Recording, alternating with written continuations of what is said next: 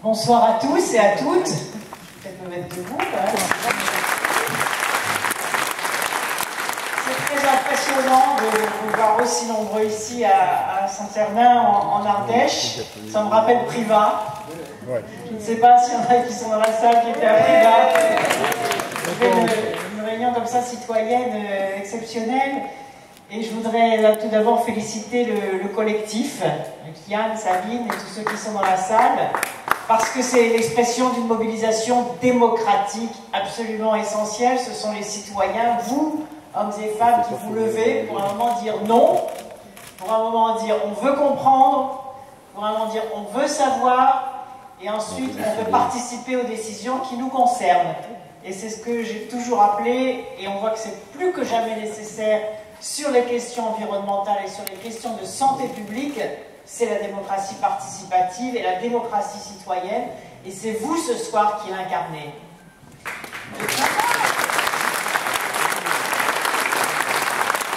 Je voudrais bien sûr saluer vos élus, parce que c'est eux qui m'ont invité, Pascal Terrasse, et puis votre sénateur, Michel, et dire, parce que je le vois, le travail extraordinaire qu'ils font à l'Assemblée nationale et au Sénat.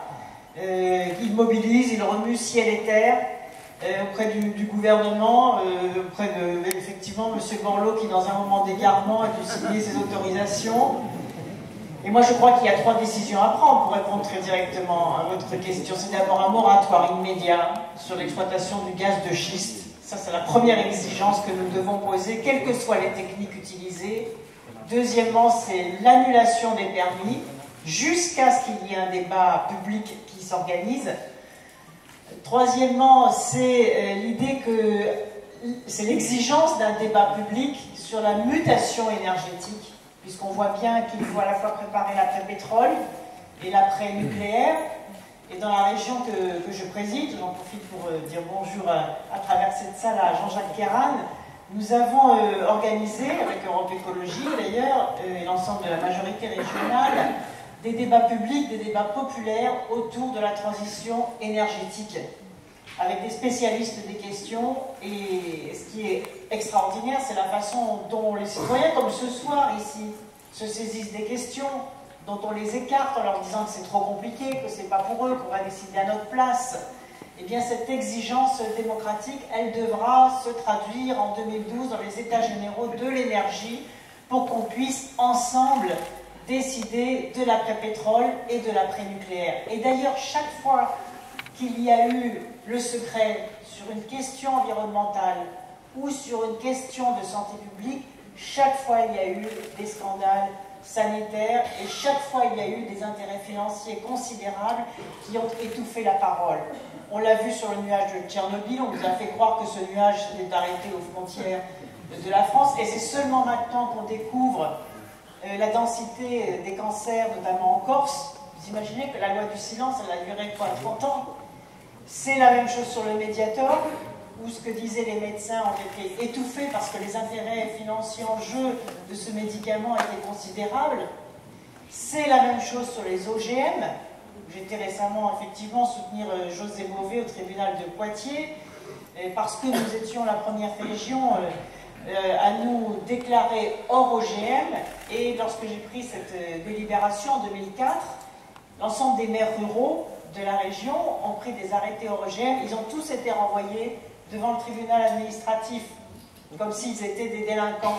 Alors que, en prenant leur décision d'arrêt des OGM, non seulement ils protégeaient la santé publique, mais en plus ils protégeaient les emplois dans le domaine de l'agriculture, puisqu'avec les OGM, on ne peut plus avoir de label et d'appellation d'origine contrôlée. Et puis cette mutation énergétique, il va nous falloir la préparer, à la fois à partir des énergies renouvelables, bien évidemment, à partir de la nouvelle génération aussi des biocarburants, celles qui n'utilisent pas les produits alimentaires, celles qui utilisent, par exemple, nous avons un pilote expérimental dans la région qui utilise les déchets, qui utilise les algues pour produire la nouvelle génération des biocarburants. Donc, la vraie question démocratique est la suivante. Si l'on investit dans les énergies renouvelables et dans l'organisation d'une économie sobre qui économise l'énergie avec les centaines de milliers d'emplois qu'il y a à créer dans l'isolation, dans le choix de matériaux isolants, dans les nouvelles perspectives d'évaluation de la consommation énergétique, et si on investit aussi massivement dans le renforcement de l'efficacité de l'énergie solaire, de l'énergie éolienne, de l'énergie hydrolienne, de la géothermie et de la nouvelle génération des biocarburants, alors il est évident que la montée en puissance des énergies renouvelables pourra se faire beaucoup plus rapidement. À titre d'exemple, d'une question qu'il faudra poser aux citoyens pour qu'ils viennent voter sur ces sujets-là. Est-ce qu'il vaut mieux investir 200 milliards d'euros dans la mise en sécurité des centrales nucléaires, ou est-ce qu'il vaut mieux entamer la fermeture progressive des centrales nucléaires les plus dangereuses et investir ces dépenses, qui de toute façon sont des dépenses limitées dans le temps, puisqu'un jour ou l'autre, ces centrales arriveront en fin de vie? Est-ce qu'il ne vaut pas mieux investir ces masses d'argent dans la recherche sur les énergies renouvelables? C'est une question démocratique essentielle. Même chose pour les gaz de schiste. Quand on voit les enjeux financiers du gaz de schiste, c'est plusieurs dizaines de milliards sans doute.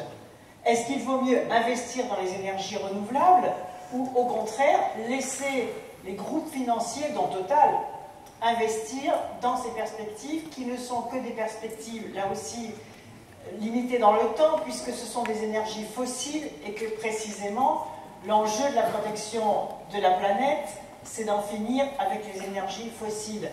Et si tout cet argent qui aujourd'hui est investi dans des logiques uniquement financières et uniquement privées rentrait dans le débat public, c'est-à-dire de la définition par les citoyens et par ceux qui sont en charge de la définition de l'intérêt général sur à quel endroit et dans quelle filière économique il faut mieux investir les fonds publics qui sont limités.